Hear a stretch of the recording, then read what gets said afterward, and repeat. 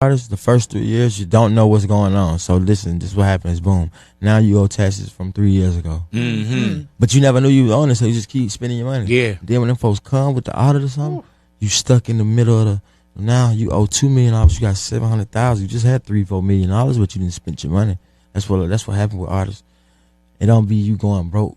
Yeah. Spending. You be going broke, not paying your taxes. Look, first off, salute to the king. Offset. He be making some wealthy rapper moves. Listen, and what he just talked about is not just rappers. That's in general, especially if you receive your money up front without being taxed. Like if you're 1099 self-employed and you receive your money up front, not taxed. And this is what you got to understand is more people are starting to gravitate towards being independent as artists, as rappers in general.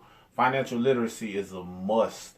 It's a key. Because the fact of the matter is, yes, you can be audited, but it's all about positioning. It's all about understanding what you can do. Because there's no way in the world that Amazon can be $1 billion, $1 trillion company, make billions of dollars, and pay zero in taxes legally.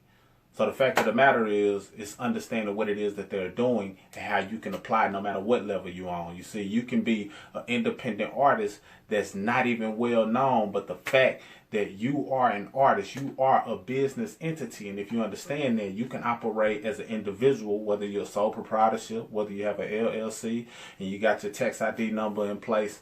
If you're doing the right things, such as keeping records, tracking how much you're spending on studio time, tracking on how much you're spending on marketing, your internet access, the phone bill, things of that nature. If you're doing those things, when it comes time to pay taxes, you're able to write that stuff off. So you're able to minimize your taxes and lower your tax liability. So if an audit does come and your record's intact, and if you're not good at keeping records, you don't want to use the digital software that's available out there for you to keep track of your taxes, then you might have to outsource it and pay somebody else to do it. If you got a child that's old enough to do it, pay that child to do it. And guess what? The wages that you pay them, even though you was going to give them money anyway, you can write that off as well. So it's tons of things you can do as an artist, independent, whether you're sole proprietorship or whatever the case may be, to offset your tax liability. So it's a must that we get astute in finances in general so we can benefit as artists and not just feel like we're just subject to whatever taxes or audits that they give us.